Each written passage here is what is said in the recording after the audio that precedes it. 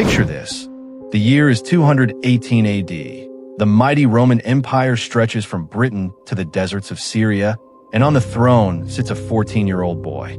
A teenager, a high priest from the east who would shock Rome, scandalize the Senate, and leave behind one of the most controversial reputations in imperial history. This is the story of the teenage Emperor Elagabalus. And if you enjoy deep dives into the strangest chapters of history, make sure you're subscribed and hit the like button now, because the next few minutes are going to challenge everything you think you know about ancient Rome. To understand how a teenager could seize control of the most powerful empire on Earth, we need to travel to the sun-baked city of Emesa in what is now Syria. There, around 203 AD, a boy named Varius Avitus Bassianus was born into a powerful and wealthy family. His mother, Julius, and grandmother, Julia Misa, were deeply connected to the Severan dynasty, the ruling family of Rome at the time. In fact, his grandmother was the sister of Julia Domna, the wife of Emperor Septimius Severus. But this boy wasn't raised to be a general. He wasn't trained in Roman law or military strategy. Instead, he was raised as the high priest of a local sun god called Elagabalus, a deity worshipped in the form of a sacred black stone believed to have fallen from the heavens. From a young age, he performed elaborate religious rituals, dressed in rich silk garments, adorned with jewels, dancing before the altar of his god. Meanwhile, in Rome, chaos was brewing. After the assassination of Emperor Caracalla in 217 AD, the throne was taken by a man named Macrinus, a former Praetorian prefect. But Macrinus had one fatal flaw. He had no dynastic legitimacy. He was not a Severan, and in Rome, bloodlines mattered. Julia Misa saw her opportunity. She spread a rumor among the legions stationed in the east. Her grandson, the teenage priest, was actually the illegitimate son of Caracalla. True or not, it didn't matter. The soldiers adored Caracalla and longed for a return to Severan rule. With promises of vast sums of money, Misa persuaded the powerful 3rd Legion Gallica to declare the 14-year-old Bassianus emperor in 218 AD. Macrinus tried to fight back, but his forces were defeated near Antioch. He fled, was captured, and executed. And just like that, a teenager became emperor of Rome. He would take a new name, Marcus Aurelius Amninus. But history would remember him by the name of his god, Elagabalus. At first, many in Rome assumed this boy would be a puppet, controlled by his grandmother and mother. And in many ways, he was guided by them. But once he arrived in the capital in 219 AD, it became clear that Elagabalus had no intention of quietly conforming to Roman expectations. He brought his god with him. The sacred black stone of Elagabalus was transported from Emesa to Rome in a grand procession. Elagabalus built a magnificent temple on the Palatine Hill, known as the Elagabalium, and installed the stone there as the center of state worship.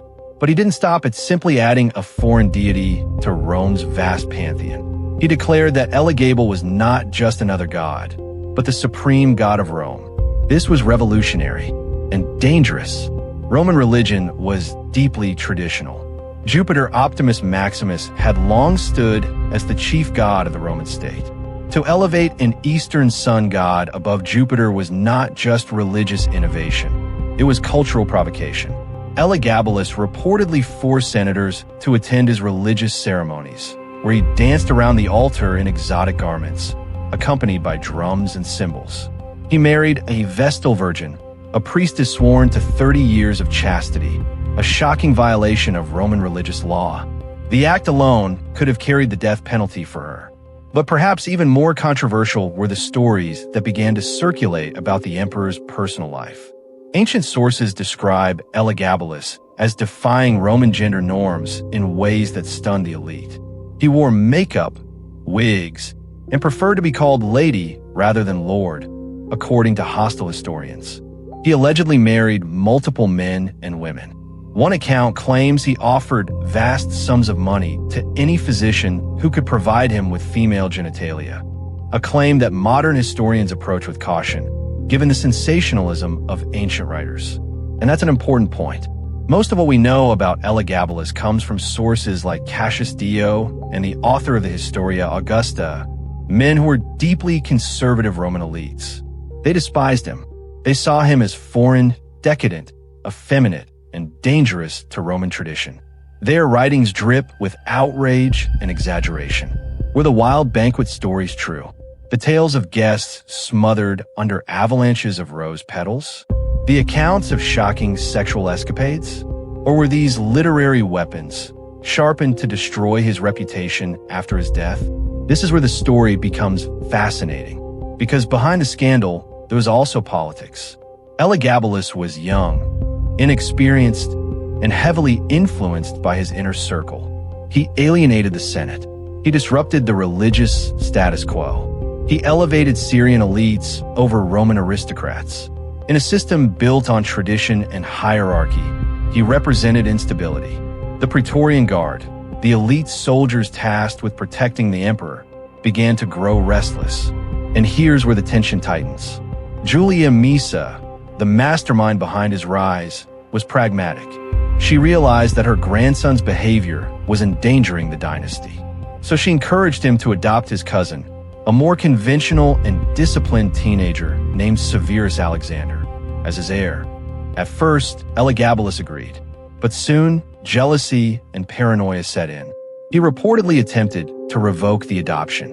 The Praetorian Guard, however, had already shifted their loyalty to Alexander. In March of 222 AD, just 4 years after he had taken power, the teenage emperor went to the Praetorian camp to smooth things over. Instead, the soldiers turned on him. Elagabalus, just 18 years old, was murdered alongside his mother. Their bodies were dragged through the streets of Rome and thrown into the Tiber River. The Senate condemned his memory in a damnatio memoriae, an official erasure. His statues were destroyed. His name was scratched from inscriptions. Rome tried to forget him, but history never truly forgets. In fact, the attempt to erase him may have ensured his immortality, because Elagabalus has fascinated historians, artists, and writers for centuries. To some, he was a symbol of decadence, the ultimate example of imperial excess. To others, he represents something more complex, a young ruler caught between cultures, attempting to merge Eastern and Western religious traditions in a way Rome was not ready to accept. Imagine being 14, thrust into absolute power over millions. No modern education, no media training, no democratic checks and balances. Surrounded by ambitious relatives, manipulative courtiers, and hardened soldiers. Every move scrutinized, every rumor amplified. Was Elagabalus a reckless hedonist? A religious reformer ahead of his time? A teenager overwhelmed by forces far beyond his control? The truth likely lies somewhere in between. Modern historians increasingly question the most lurid accusations. Roman writers had every incentive to portray him as monstrous. By painting him as morally corrupt and alien, they reinforced their own values and justified his violent overthrow. The narrative of the mad emperor is powerful. It simplifies complex political struggles into morality tales. And yet, even if we strip away the exaggeration, what remains is still extraordinary. A Syrian sun priest who became Roman emperor tried to elevate his god above Jupiter, challenged gender norms, defied senatorial expectations, and paid for it with his life before reaching adulthood. His story forces us to confront uncomfortable questions about power, identity, and propaganda. And if you're still watching, you're clearly hooked on the darker, stranger corners of history. So take a second right now to comment below. Do you think Elagabalus was a villain, a victim, or something else entirely? I read your comments, and they helped shape future deep dives, just like this one. After his death, Severus Alexander took the throne and restored traditional Roman religious practices. The Elagabalium was rededicated. The Black Stone was eventually returned to Emesa. Officially, the crisis was over. But beneath the surface, the empire remained fragile.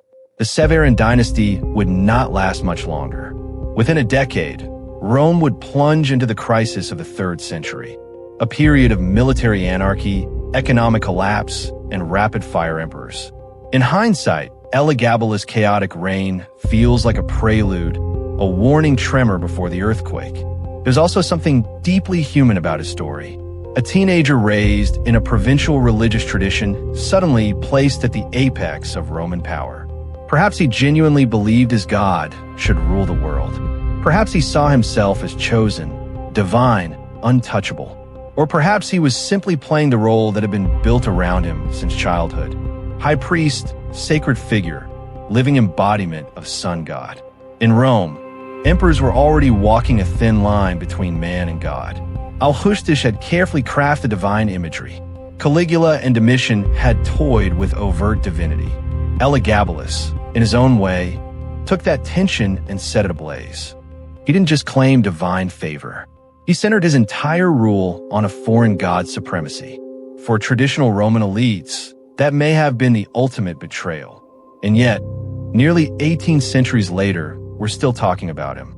Not because he conquered vast territories, not because he reformed Roman law, but because he disrupted expectations, because he unsettled power structures, because he was unforgettable. The teenage emperor who danced before a black meteorite on the Palatine Hill. The ruler whose enemies tried to erase him and failed. If stories like this captivate you, the forgotten, the controversial, the misunderstood figures of history, make sure you're subscribed and turn on notifications. It's completely free, and it tells YouTube that you want more deep, immersive stories like this one. And as always, thank you for watching all the way to the end.